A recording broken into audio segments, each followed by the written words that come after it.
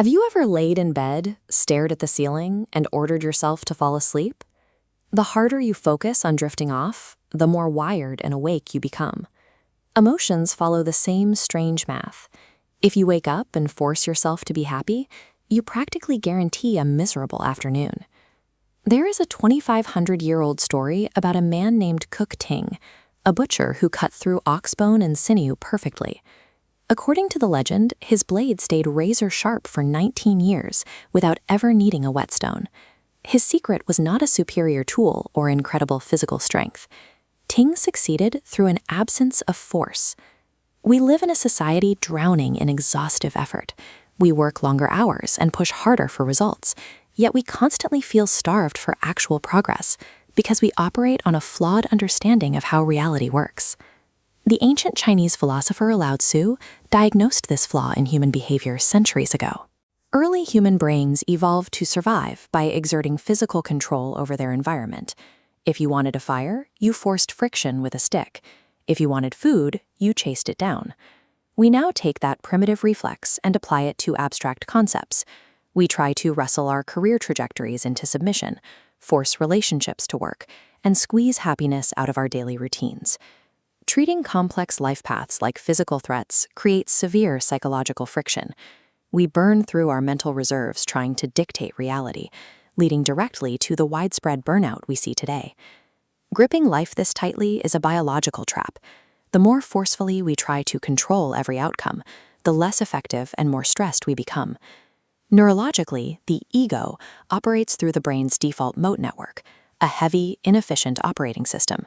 It obsesses over labels and plans, burning vast energy to maintain the illusion of control. To eliminate this neural friction, Taoist philosophy relies on an alternative operating system called Wu Wei, which translates to effortless action. This state describes the alignment of human movement with the surrounding environment, allowing a person to respond to obstacles immediately rather than fighting them. True strength comes from recognizing when to stop pushing against the world and start aligning with its inherent momentum. Modern hustle culture insists that success is a simple matter of volume, but exhausting yourself rarely correlates with proportional success. The martial artist Bruce Lee drew heavily from Taoist teachings, famously using water to illustrate how to navigate the world. Water doesn't smash through solid rock with brute force.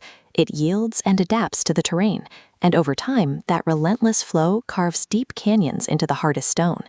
Humans naturally tend to build inflexible plans. But a stiff, unyielding tree that refuses to bend with the wind will inevitably snap during a storm. Brute force is inherently fragile. Adaptability and the willingness to yield offer lasting power. Translating this philosophy into daily life begins with a practice Taoists call the fasting of the heart, severing the desperate need for external validation and status. Next comes embracing the unknown. When you abandon strict, inflexible itineraries, you stop blinding yourself to the actual opportunities appearing right in front of you. The final step is to dare not be first.